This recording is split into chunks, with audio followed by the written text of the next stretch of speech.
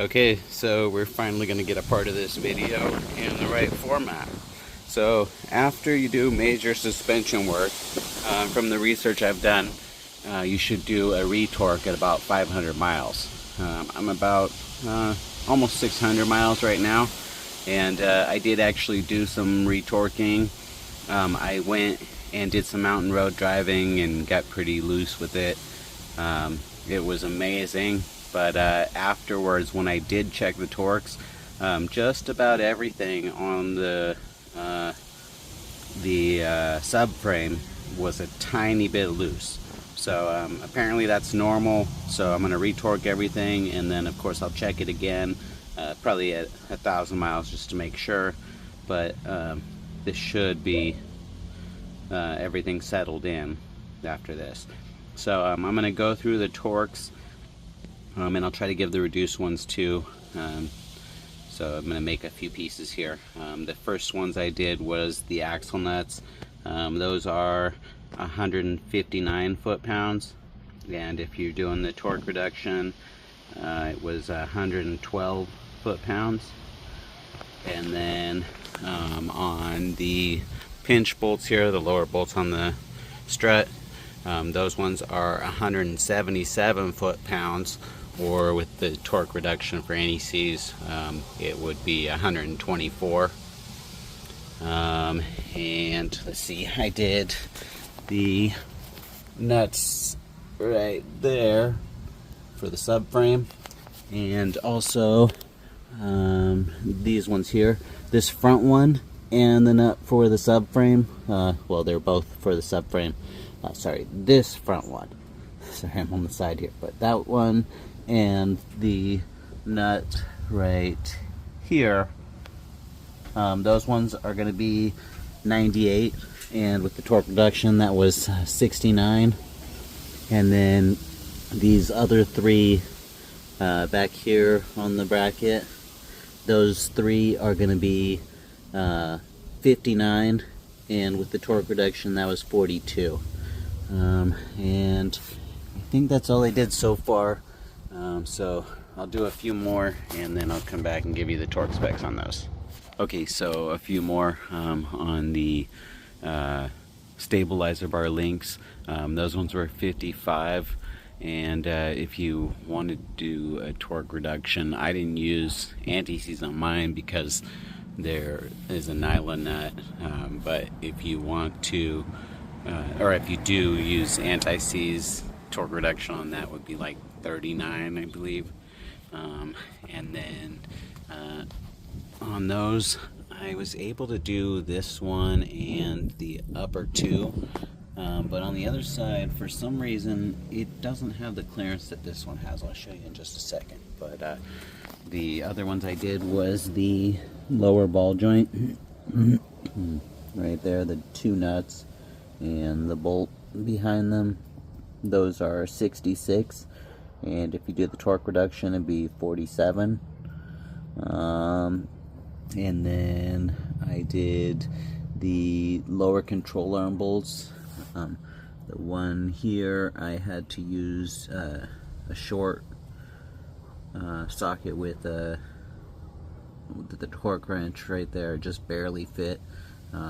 Those ones and the back ones. On the back ones, you need to hold a, sorry, right back there. On the back ones there, you need to put a wrench up on top because there's a nut up there. But that one and the front one are 101. And if you do the torque reduction on those, it's 71.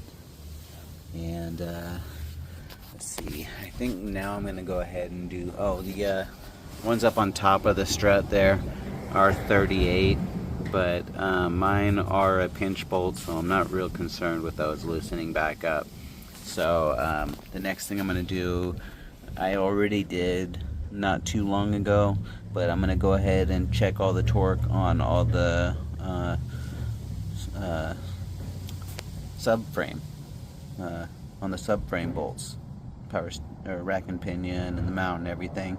On the front here, I did recently actually check these front ones Those front two that go to the body there from this cross member, those two are 33, and I don't recall exactly on these hook ones and the mount ones, so I'll check that, and then I'll give you those in the next part.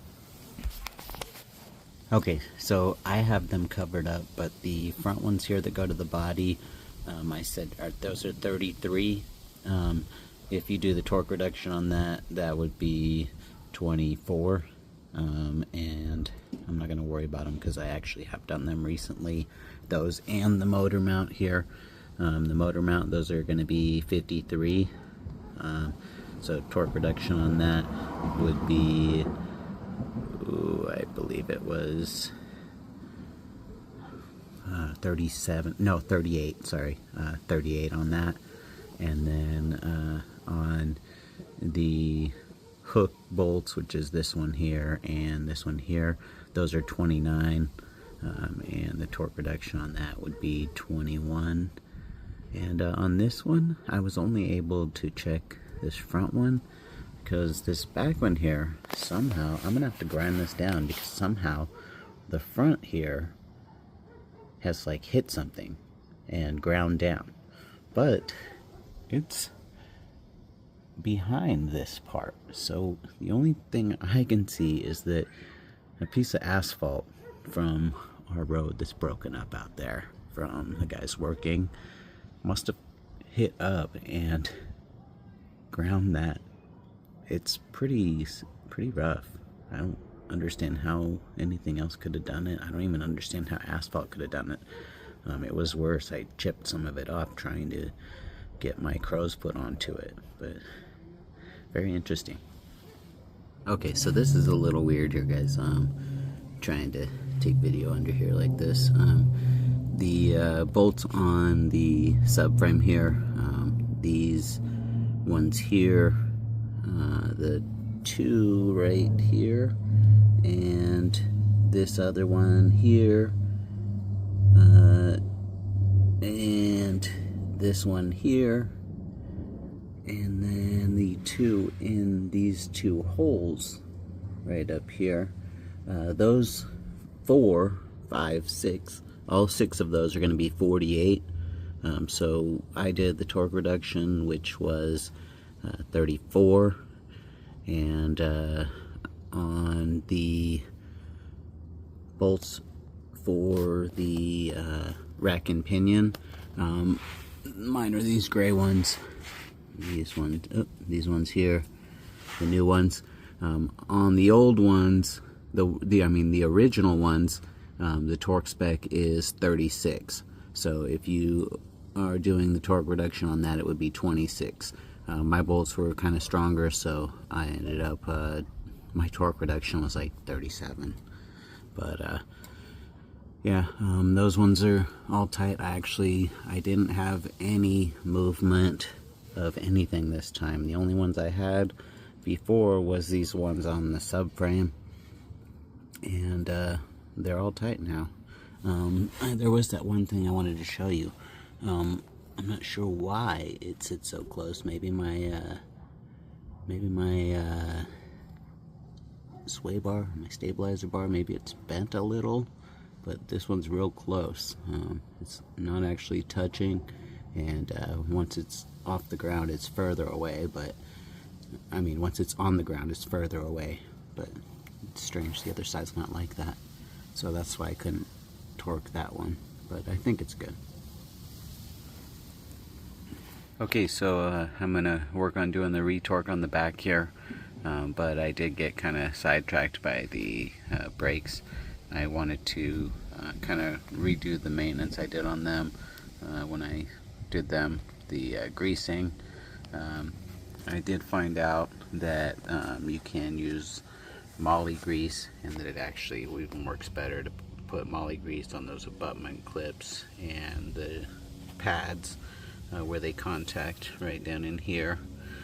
And so I wanted to change out the silicone grease to that. And I also wanted to check out the slide pins inside there, and over here. I wanted to check those out and see what the grease looks like. So I did actually get the other side apart, and I'll jump over there in a second here. But I also did on the back here, I put anti-seize on the outside of the rotor, just to see, experiment with it, I guess. But obviously, you know, it didn't seize or anything. The only thing I would recommend is just putting it on the inside, at least here.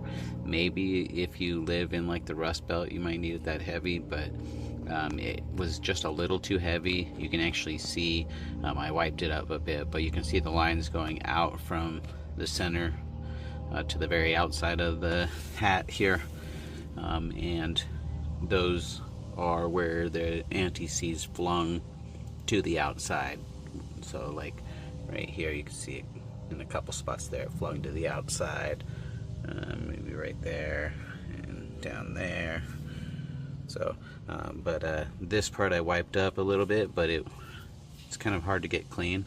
So over here on the other side, I'll show you what I found that works really good. Okay, so on this, I also wanted to show you, I took off this abutment clip, and you can see on these ones, you really don't have to get that grease very far back in there, because it's only riding on that little tiny area right there. So no reason to even get close to the rotor. I mean, obviously it's gonna move down as the pad wears, but you don't need to fill that whole area, and you don't need to go all the way to the edge of the clip. And then also around here, you can see it cleaned up pretty well. This one looked basically the same as the other, and what I used to get it off is this stuff. Seems to take off everything. I can get paint off my hands with it, and even anti-seize off of my rotors. So that's nice. So I'm going to go ahead and lube up the clips, and the pads, you can see I did put grease on them, but there's really not a whole lot there. On the backs it dried up real well. I think I needed to put it a little heavier, and even on the slide pins there's really not a lot of grease there. I think I needed to go heavier. I don't know why I went so light, but I'm going to re-grease those pretty heavily, and then put the moly on the ends there, and see how that works. Okay, so I've got everything apart here. Biggest thing I wanted to do here is I'm changing out the grease. I wanted to check out how the adjuster was functioning, and also replace the silicone grease that I'd put in here with moly grease, because there's really no rubber components to worry about here. So moly grease is more suited to the sliding contact, so I figured I'd take out the silicone grease and put moly in here, now that I know that that's okay to use here. And I didn't actually notice that the adjuster had adjusted out at all. It will adjust out, I'm not quite sure why it's not adjusting out. I guess maybe just because everything's so new, I don't know. Okay, so I let the time get away from me again, but I got everything greased up. I did the sides of the top here where the shoes meet up at the top there, that round part, and then I did the 1, 2, 3, 4, 5, 6 spots on the backing plate where the shoes are gonna slide. I did the e-brake lever here where it's gonna go through the shoe, and also where it's gonna slide against it. And then even on the back side I did a little bit where the strut is going to ride against it, because the strut's actually going to come in over here and it'll be on the back side. So I did that a little bit too. And then I greased up the strut all over both sides there, and I greased up the adjuster. You can't really tell, but I did inside the ends there, and then also inside both pieces or all 3 pieces, I guess you would say. And then on the shoes, I did right along the edges of each of these here, there's a tiny dab. Kind of hard to tell because everything's kind of shiny in the light here, but I did I missed a spot there, so should be like this. I greased up where the strut's going to go on both sides, and I also did down here where the adjuster is going to go on both sides, and then the pad where they're going to sit I did, and it looks like, yeah, I did do the ends. Somehow I just missed where the strut's going to go, so I'll paint that up, but then I'm going to go ahead and put everything back together. Just don't go too crazy on the grease, but make sure you get a good coating on there so it has some lubrication. Oh, and as far as the type of grease, moly grease is just what I chose. You don't necessarily have to use moly grease. Moly grease is a really good choice, but silicone grease is a safe bet because it's safe on rubber, and it is high temperature grease, and the manufacturer, Toyota, basically says that just to use high temperature grease on it, so it doesn't even specify anything more than that. So yeah, that's what I'm going to use. Up to you what you're going to use. I would say either do the moly or maybe silicone, but up to you. Okay, back together. Wasn't too hard getting it back together. The springs, basically you get the hold down springs in on the 2 sides. After, well, of course you get the parking lever in there, and then you get the hold down spring on the side there, and then get the hold down spring on this side, and then you want to get your strut in, not strut, I'm sorry, the adjuster in between there, and pull them together on the adjuster, and then do the spring here, this green one, I forget exactly what it's called, but that spring there, the shorter end of the spring hooks to the front of the car, and then you pull the longer end back to the back here. It doesn't go into the hole there, it goes past the hole and into the little triangular hole on the shoe back here. So make sure you get it there, otherwise it's not going to be tight enough. And then on these upper ones, after you get the bottom spring in, then you're going to come up here and pull them apart so you can get the strut in there. And once you get that lined up in there and pull the pads back together, I did this black spring first. Gonna hook it over here in that hole, and then kind of pop it around this one here. This one was the easier one of the 2 for sure, so getting that one first is probably the best idea. And then on this one here, you hook it underneath on the left there, and then I found the best thing to do was to hook the tip into the slot there, and then grab the loop, or the I don't know, the rounded part up in here, pulled that up and over, like kind of like, dang, this is way too hard for me, sorry guys. Wrapped it up over here, so hopefully that helps. But it's back together, so I might go ahead and do the other side, and I think that's it. One part I forgot is the adjustment down here. Through the hole here you can adjust it.